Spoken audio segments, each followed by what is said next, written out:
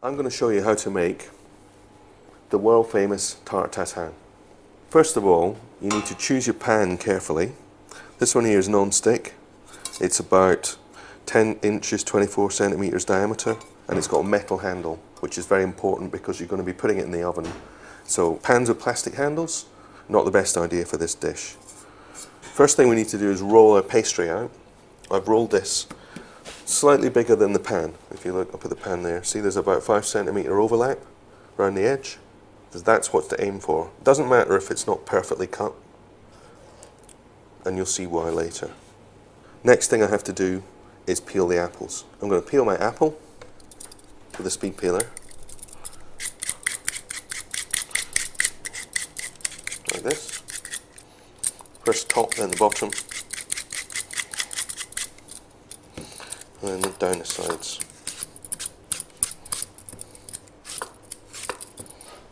And then cut it in half horizontally. Now I've prepared a bowl full of cold water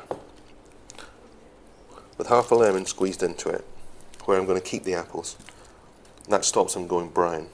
Next thing to do is take the apple halves one at a time and just scoop out this little bit of core here, like that. And if you need to, scoop out a little bit of the top. Oop. Okay.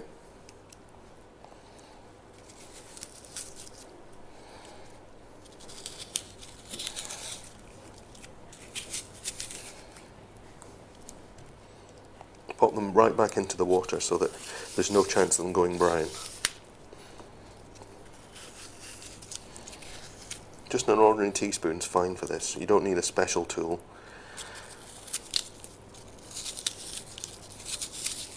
Now for my vanilla pod. This is it here. Nice and bendy, fat, full of lovely little black seeds.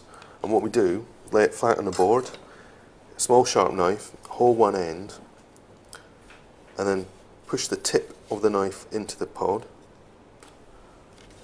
right down to the board, and then holding the vanilla pod firmly, slice it like this in half, right along the length. Just like that. I'm going to go back over it, make sure I got it in half. Yeah, there we go. And as you can see, pod's in half, still attached at the top. Inside here are lots of tiny black sticky seeds, and they are what makes vanilla taste fantastic. So what we want to do is hold the tip of the pod down again, and using the knife just scrape these seeds out, and there they are. Now I'm going to leave these on the tip of the knife while I get the pan ready. Now I'm going to turn the ring on. There we go. Put on a medium heat. Get that pan hot. Now I'm going to add the sugar.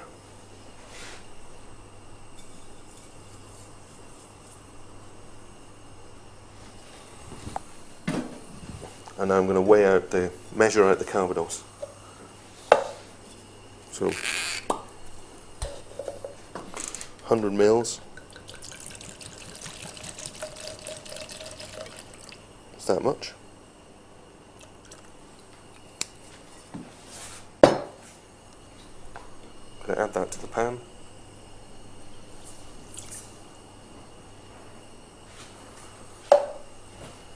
And then pop in the vanilla seeds. And the pod.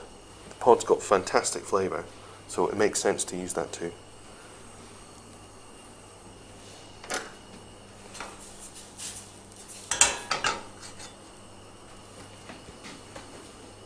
When you see the surface get lots and lots of small bubbles like that, that's when you know that it's getting towards the right point.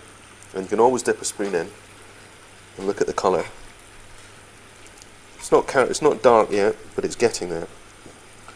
And you must remember never to touch it with your fingers, because it's very, very hot, much hotter than boiled water, and you get a really nasty burn if you get that on your skin.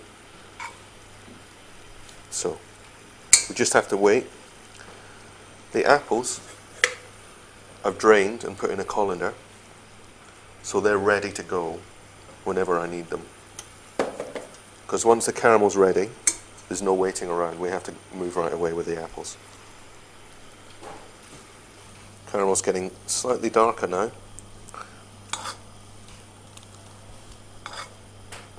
We could go darker, but it's quite a light caramel we want. So I'd say that's ready. I've got my apples here, and I'm going to throw them in. Stand back when you do this in case there's any water. Okay.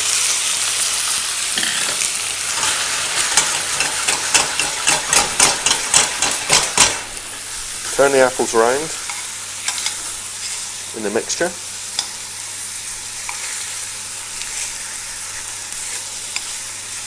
Making sure you don't splash yourself. Don't be tempted to toss the pan because you don't want caramel on your arms. It's very sore. And as the apples warm up, they'll release moisture. And the caramel should turn into more of a sauce in the pan.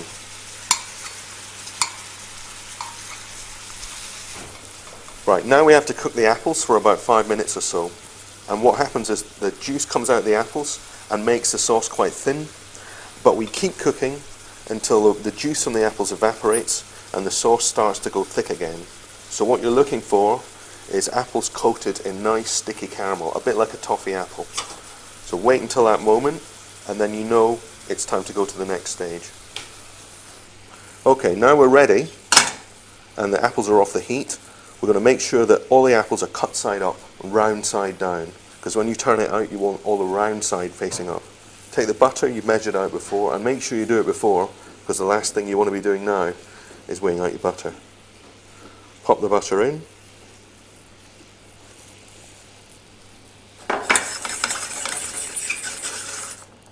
Butter's in the pan, pan's off the heat. The next thing I do is roll the pastry back onto the rolling pin.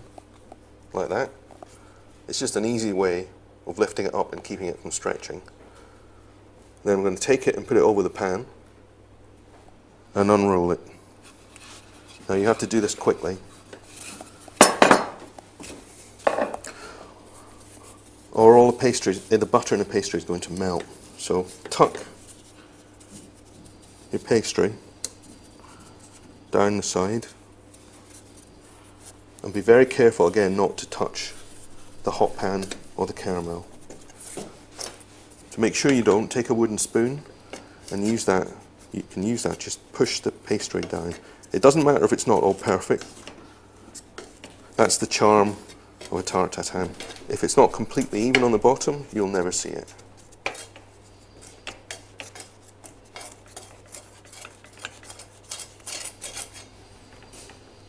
Now our pan's ready to go in the oven.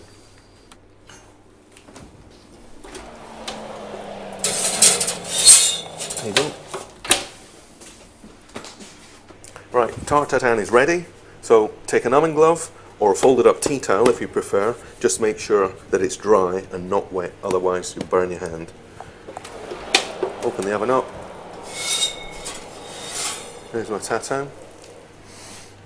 There we go. Now I'm going to leave it for a couple of minutes, just so it cools slightly. I'm going to leave the cloth on the handle so that no one picks it up by mistake because the handle's really hot. Now it's time to turn the tart tatin out.